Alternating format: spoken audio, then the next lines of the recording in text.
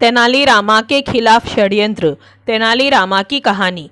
तेनालीरामा राजा कृष्णदेवराय के निकट होने के कारण बहुत से लोग उनसे जलते थे। उनमें से एक था रघु नाम का ईर्ष्यालु फल व्यापारी।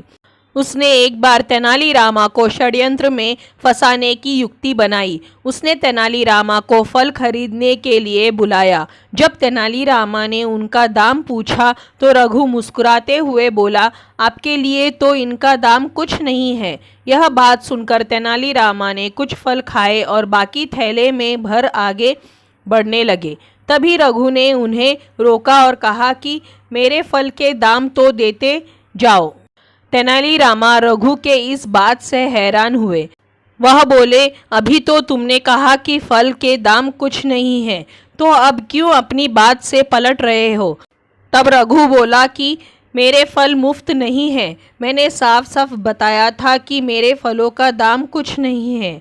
अब सीधी तरह से मुझे कुछ नहीं दे दो, वरना मैं राजा कृष्णदेवराय के पास फरियाद लेकर जाऊंगा और तुम्हें कठोर दंड दिलवाऊंगा।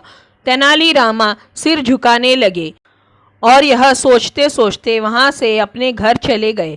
उनके मन में एक ही सवाल चल रहा था कि इस पागल फल वाले के अजीब षड्यंत्र का तोड़ कैसे खोजूं, इसे कुछ नहीं कहाँ से लाकर दूं। अगले ही दिन फल वाला राजा कृष्णदेवराय के दरबार में आ गया और फरियाद करने लगा। वह बोला कि तेनालीरामा ने मेरे फलों का दाम कुछ नहीं मुझे नहीं दिया है। राजा कृष्णदेवराय ने तुरंत तेनालीरामा को हाजिर किया और उससे सफाई मांगी। तेनालीरामा पहले से तैयार थे।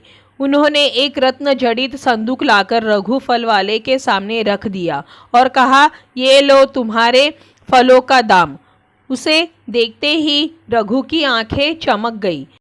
उसने अनुमान लगाया कि इस संदूक में बहुमूल्य हीरे जवाहरात होंगे।